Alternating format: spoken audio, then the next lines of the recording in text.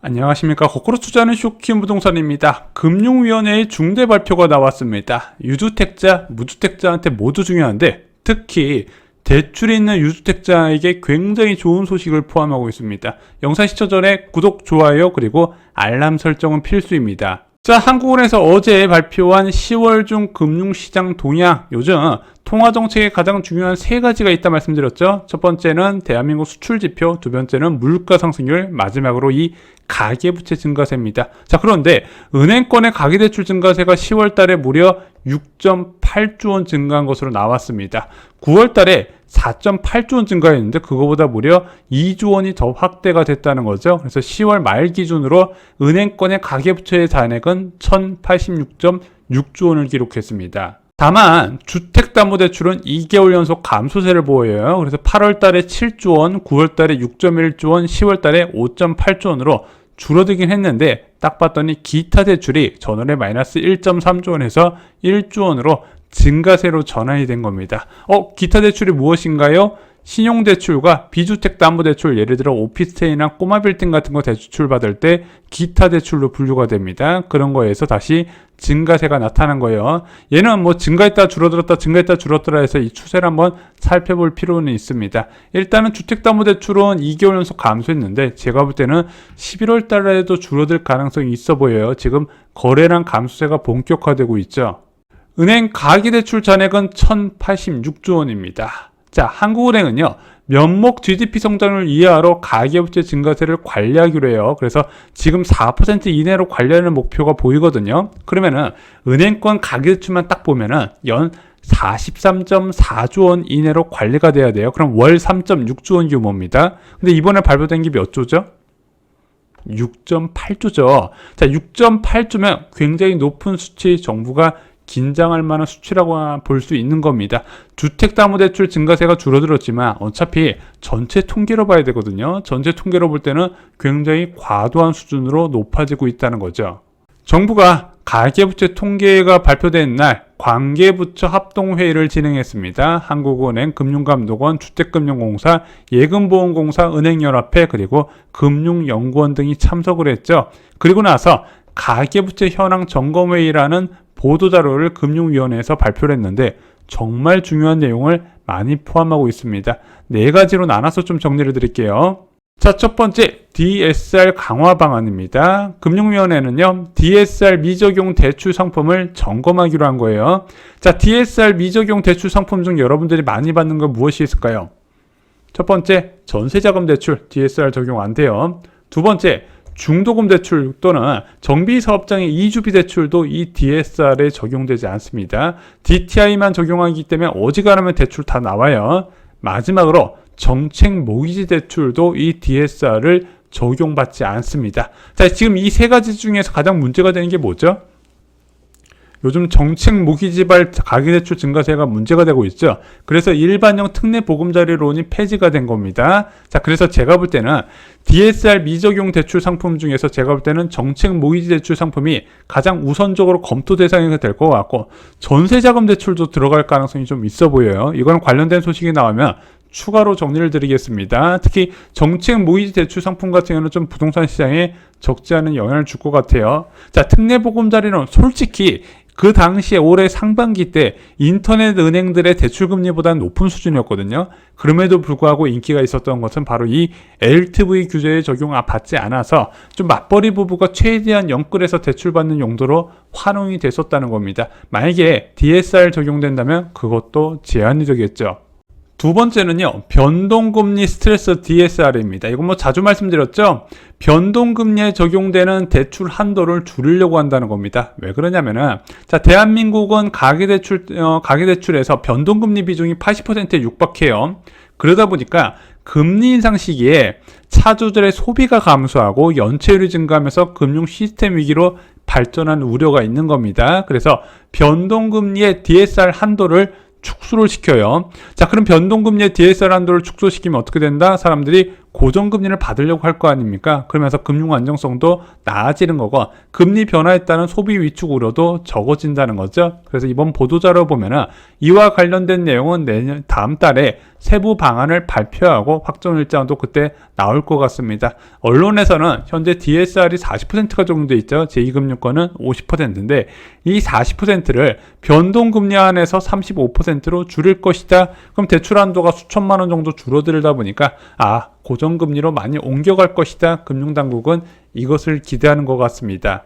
세 번째는요, 장기 고정금리 모기지 대출 상품 확대입니다. 자, 한국의 고정금리 대출 상품은요, 5년간만 적용이 돼요. 그 다음엔 변동금리가 적용되죠. 그래서 대한민국 고정금리 상품은 일반적으로 고정금리라 부르기 좀 민망해요.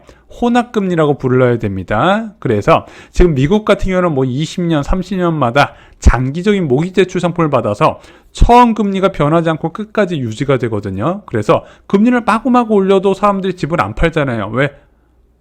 나는 이미 초창기 때 내가 계획한 금리를 예상하고 샀고 그 예상한 금리에서 변화가 없기 때문입니다. 그래서 대한민국은 미국 같은 장기 고정금리 모의 상품이 드물어요.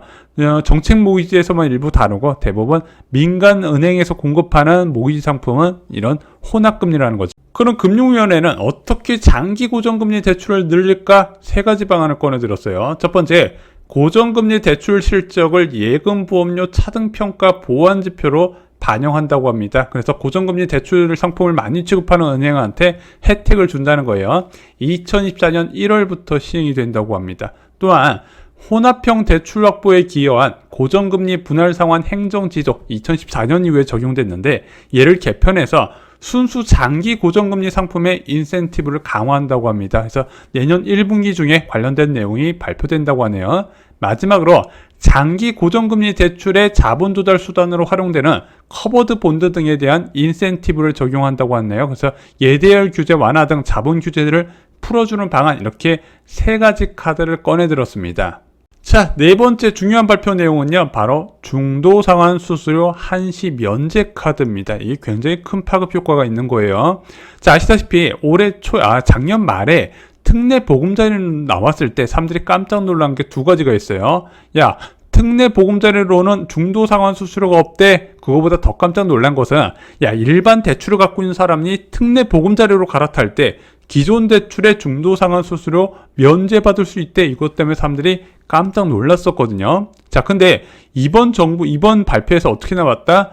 고금리에서 저금리로 대환 시 한시적 중도상환 수수료 면제 카드를 꺼내든 겁니다. 이거 지금 금융당국과 협의 중이라고 하는데 제가 볼 때는 거의 통보 방식으로 아마 진행이 될 것 같아요. 자, 일반적으로 가계대출의 중도상환 수수료, 여러분들 주택담보대출 받으신 분들은 아시겠지만 보통 0.8에서 1.5%가 적용됩니다. 자, 이게 만기시까지 다 적용되는 건 아니고 대출을 실행하고 나서 3년 이후에는 적용이 안 돼요. 그래서 예를 들어 1.5%의 중도상환 수수료다. 1년 지나면 1.0으로 낮아지고 2년 지나면 0.5로 낮아지고 이런 방식으로 진행이 돼요. 근데 이게 중도상환 수수료가 솔직히 부담되거든요. 왜냐면은 이제 5억을 대출 받았는데 만약에 1%만 적용돼도 500만 원이에요. 자, 그러면은 대환대출에서 이자 절감액이 있을 거 아닙니까? 이 수수료 때문에 대환대출에 실익이 없는 경우가 많이 있다는 겁니다. 그래서 대환대출이 생각보다 많지 않은 이유가 이 중도상환 수수료 때문이에요.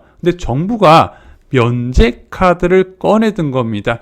최근에 윤석열 대통령이 은행권에 대해서 강한 비판을 했었죠. 이자 수입이 너무 많다. 그와 관련된 대책으로 나온 것으로 보여집니다. 이거 언제 시행될까요? 제가 볼 때는요, 주택담보대출과 전세대출 대환 플랫폼 시행 시기와 같을 것으로 보여집니다. 자, 이거 아시다시피 올해 연말 또는 내년 초에 시행되거든요. 빠르면 연말인데 제가 볼 때는 중도상환 수수료까지 면제된다면요, 엄청난 결과를 만들 것으로 예상됩니다. 왜냐면은 주택담보대출 시장 규모가 500조 원대고요. 전세대출 시장은 200조 원대예요. 야, 그러면은 금리 경쟁으로 인해서 갈아탈 수 있게 하는데 그동안 갈아탈 때 가장 큰 걸림돌을 없애준다는 거잖아요. 올해 5월 달에 신용대출제 대환 플랫폼이 생겼을 때 그렇게까지 많은 이슈가 안 됐는데 주택담보대출과 전세대출은 차원이 달라요. 그 큰 시장이 이제부터 열리는데 정부가 판을 깔아준다는 겁니다. 특히 이 주택담보대출과 전세대출 대환 플랫폼은요, 인터넷 은행들이 칼을 갈고 있어요. 아시다시피 올 상반기 때 부동산 시장을 이끌고 나갔던 두 개 축이 있었어요. 첫 번째는 특례보금자리론이고 두 번째는 파격적인 인터넷 은행의 저금리였죠. 초창기에는 정부가 야 인터넷 은행들 너네들 잘한다 하다가 나중에는 주택담보대출이 증가하니까 야 니들이 주담대 급증이다 하면서 관리에 들어가요. 그러면서 얘네들 막 억울하다 이런 이야기도 많이 있었는데 대환대출 같은 경우는요 가계부채 증가와 관련이 없잖아요. 왜냐면은 기존에 있던 대출을 내가 가져오는 개념이기 때문에 전체적인 가계부채 증가와 관련이 없더라. 오히려 낮은 이자를 제공하면 소비를 촉진시켜서 정부가 이쁘게 보는 권장의 대상이라는 겁니다. 여기에 중도상환 수수료까지 면제된다면 정말로 한번 칼을 꺼내들고 싸움판을 벌릴만 하다는 거죠. 만약 주담대 대환을 고민 중이시라면요, 연말까지 한번 기다려 보시기 바랍니다. 저는 정말로 좋은 기회가 올 것 같습니다. 자, 그래서 초창기 때 경쟁이 과열됐을 때 그에 따라서 은행권 간의 금리 인하 경쟁이 나타날 것이고 여기에 이제 지금 시장 금리가 빠르게 낮아지고 있잖아요. 마지막으로 중도 상환 수수료까지 면제된다면 정말로 대출을 효과적으로 활용할 수 있는 방안이 될 거라고 예상을 합니다. 여러분들 아시다시피 강남권에서 미친 분양이 쏟아집니다. 아쉽게 올해 연기가 됐지만 내년 초에 많이 몰려 있어요. 지금 언론에 나오는 것 말고도요. 방배 5구역 일반 분양 물량이 1,000호가 넘고요.